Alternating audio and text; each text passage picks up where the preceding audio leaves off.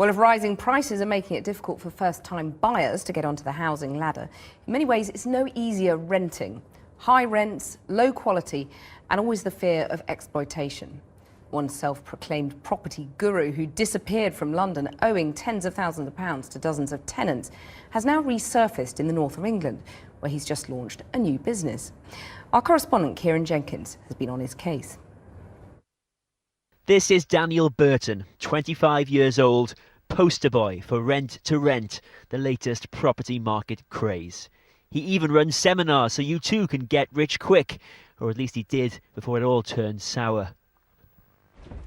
Yeah, so this is our room in here. Clint and Ashleen were Daniel Burton tenants. One central London room, £1,200 a month, paid to his company, You Need a Place. Because everything was shared, we spent so much of our time in here in our own little bubble. Just this one room? In this room. Just this one room, yeah. Like many You Need a Place tenants, Clint and Ashleen were young and new to London. They moved here when she was offered a job as a nurse. They no longer rent from You Need a Place and say it wasn't at all what it seemed. The more stuff that we found that was wrong with it, the more they kind of said, oh, well, that's not to do with us. That's to do with the landlord. That's to do with the landlord. And we were kind of, okay, wait, what? In Rent to Rent, it's not always clear who your landlord is. Companies like You Need a Place rent from landlords and then sublet the properties as individual rooms. More tenants means more profit. But for You Need a Place, it's all gone wrong. It owes tenants at least £60,000, much of it allegedly in unreturned deposits. We had plans for that money. We're saving up. We're trying to get enough money for a deposit, for a mortgage. Where are You Need a Place now then, as far as you're concerned? Nowhere. Gone. Charlotte Street, Soho, is where they should be. No sign of them at their plush offices here, so I ask next door. Now the newsagent says that dozens of people have been coming here asking for Daniel Burton. He reckons they disappeared without a trace almost overnight back in August, leaving the offices here. He says there's a chance they could be across the road in number 91, but he's had no luck finding him. Hello, is anyone there from You Need a Place? You Need a Place is moved. Is moved. And that is where the trail for You Need a Place goes cold. Unless, that is, you're prepared to look 200 miles up the M1 in Scunthorpe. We've heard that Daniel Burton is here, launching yet another property business. Finally, we spot him in the sandwich shop just across the road. You're Daniel Burton? Yeah, should we go down here, out the way? Let's have a chat about You Need a Place, yeah? Yeah, He seems eager to take us as far away as possible from his new business. Yeah, this is out of the way, isn't it? No. What's the problem, Mr. Burton? There isn't a problem. Well, why are we hiding? Why have you run away with some of your tenants' money? I haven't run away with any of the tenants' money. They tell us that you have their money and you haven't given it back. Right.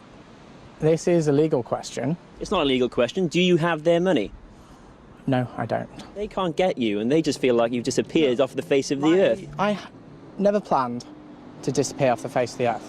Why the office was closed was because we had a couple of tenants who got very violent.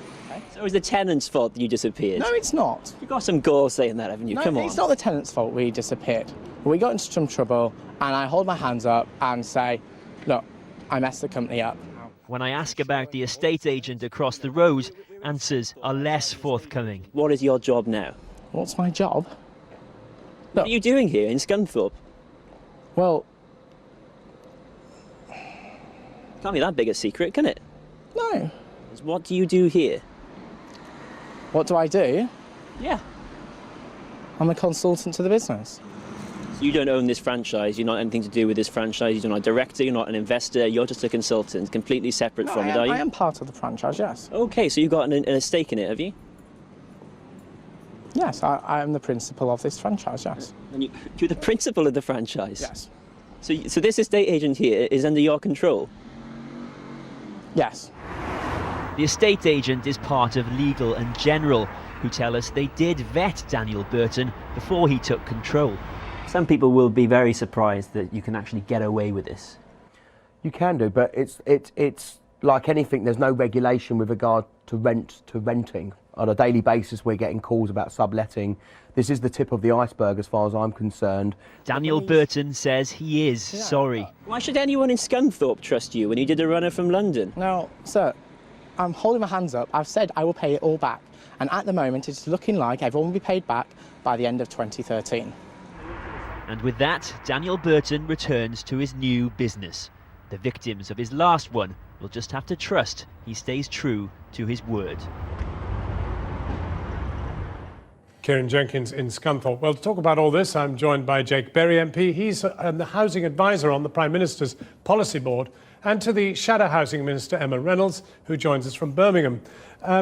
Jake Berry, that was a very interesting instance of the difficulties that people in the rented sector face. And it is the part of society that is most vulnerable to this housing bubble and crisis. It's a truly extraordinary story, and I think what it shows is that the action the government's taken in October of introducing the Tenants Charter about providing more information to people, about things like the Tenants Deposit Protection Scheme, and ensuring that they have the information to avoid road landlords like that. Unfortunately, you always will get people who don't behave correctly, and I think that's the real importance of getting that information to tenants so they know their rights and they can be protected. In a sense, Emma Reynolds, the rental sector was no better under Labour. The fact is, this is the really painful end of the housing crisis that we're currently confronting. There are 9 million people now renting in the private rented sector, nearly a third of those with families with children.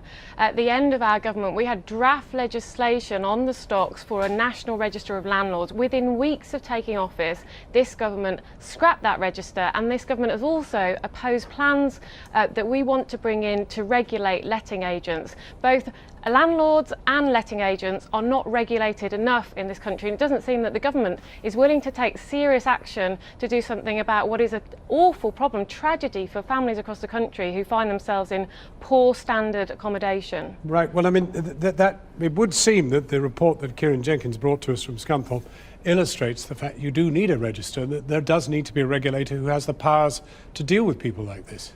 Absolutely, and that's why we've taken action. There was no action for 13 years from the last government, so we've recently published a family-friendly tenancy to ensure that people, where they want to, can get a longer-term, but that's not a safe register, and secure tenancy. That we've also list people like that and warn people that if they are, even if he moves to Scunthorpe, it might not be a good idea to take out a tenancy. We've also taken action to force letting agents to be subject to an ombudsman, which gives tenants and landlords the ability to challenge their behaviour. That's after the horse has bolted, though. Surely what we and really... And finally, if you let me finish, we've also got local authorities, made £3 million available to them to do a local landlord registration scheme. And I just noted, actually, very interesting, an article in the Huffington Post that the Labour Shadow Housing Minister was down in Bristol endorsing one of these local landlord registration schemes. It is right that we have a local solution to what is a national problem, and spending tens, if not hundreds of millions of pounds setting up a national landlord scheme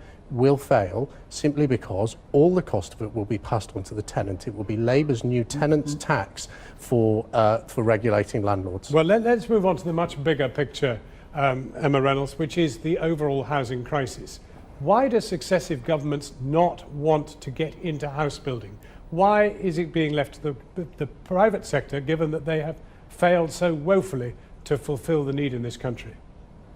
Well, we think that the government needs to do more to stimulate supply. The truth is we are not even building half the number of homes that we need to keep up with demand.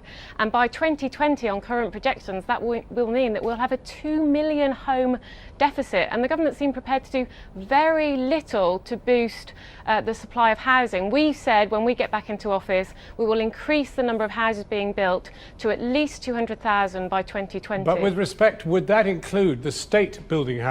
Because frankly, the private sector have had the opportunity to build the houses for the last 25 years and they've simply not done it.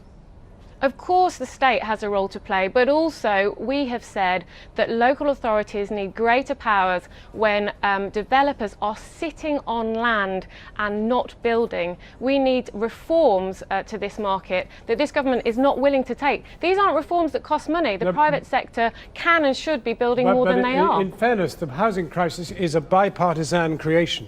and you're as reluctant to build any houses as Labour was. Well, we have built 170,000 government-supported houses in the last 3.5 years. Time was after the war when they built 250,000 in a year. Well, I remember Gordon Brown promised to build 200,000 a year. We're going to build over 130,000 new homes in this country But it this will year. not puncture the crisis. The context that we are recovering from the worst house building stats that we inherited from the last government since the 1920s. We have seen a slow recovery, but we are now moving back into recovery. But if they could do it in war, why can't they do it in peace? Why can't the same effort be made that was made in the 1950s be made in the 2000s and I think one of the big problems teens? that we face is actually the inability of people to get planning permission. I think that's one of the biggest blockades on new developments. We have actually seen the number of planning permissions granted go up by 44% this year to August, and I think that is very welcome, and we are seeing private developers and housing associations and yes, some local authorities coming forward with ambitious building programmes, and the government is supporting that. Well, that's true. Planning permission is an issue, Emma Reynolds, but if you were in office right now, what would you do?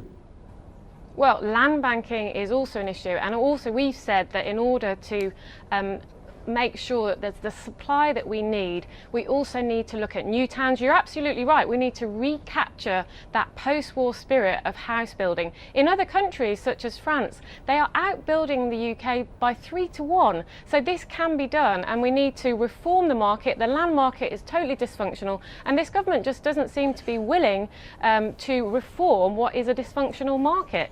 Emma Reynolds, Jake Berry, and I should point out that the moustache is a Movember. He looks a military man of the 1950s, but he's in fact of the 2013s.